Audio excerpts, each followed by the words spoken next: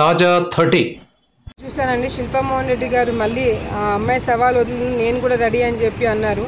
ఒకసారి కాదు, నేను 10 సార్లు చెప్పడానికన్నా రెడీ. నేనైతే ఇప్పుడు ప్రెసెంట్గా ఆన్ ద స్పాట్ రాజీనామా చేసి స్పీకర్ గారికి ఇవ్వడానికి కూడా రెడీ. కానీ గతంలో ఆయన చెప్పిన మాట గురించి ఆయన సమాధానం చెప్పాల్సిన అవసరం ఉంది.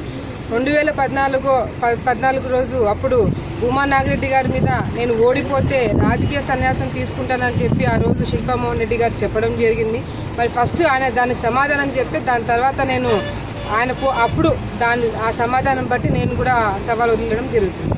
ఈ ఆశీర్వాద యాత్ర మొదలు పెట్టబోతున్నారు.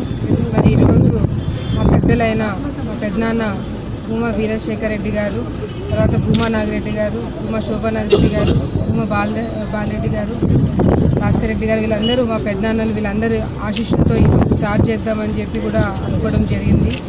ఈరోజు ప్రతి ఒక్క ఇంటికి భూమా బ్రహ్మానంద రెడ్డి గారు తిరగడానికి ముఖ్య కారణం కూడా ప్రతి ఒక్క ఇంట్లో ఇంకా ప్రజలు ఎటువంటి సమస్యలు ఎదుర్కొంటున్నారు, గ్రౌండ్ లెవెల్లో రియాలిటీ ఏంటి, ఏమేమి జరుగుతున్నాయి, ప్రతి ఒక్కరి ఆశీస్సులు కావాలని చెప్పి ఈరోజు మరి భూమా బ్రహ్మానంద రెడ్డి గారు ఇంటింటి ప్రచారం కూడా చేయబోతున్నారు.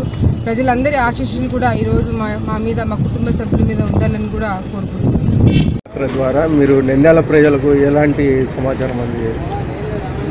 ముఖ్యంగా భూమా నాగిరెడ్డి గారి ఆశయాల కోసమే మేము కూడా ఇప్పుడు తిరగడం స్టార్ట్ చేస్తున్నాము. ముఖ్యమంత్రి గారు అన్ని హామీలు కూడా నెరవేర్చడం జరిగింది. నాగిరెడ్డి గారు చనిపోయిన తర్వాత కూడా నాగిరెడ్డి గారు ప్రజలకు ఏమైతే హామీలు ఇచ్చారో అవన్నీ కూడా శాంక్షన్ చేశారు. ఇప్పుడు ప్రజలకి ఒక్కొక్కరికి మేము డోర్ టు డోర్ వెళ్ళి అవన్నీ కూడా వివరించాలనుకుంటున్నాం. ఇంకా వాళ్ళకి ఏమైనా సమస్యలు ఉంటే తెలుసుకొని పరిష్కరించడానికి ప్రయత్నిస్తాం.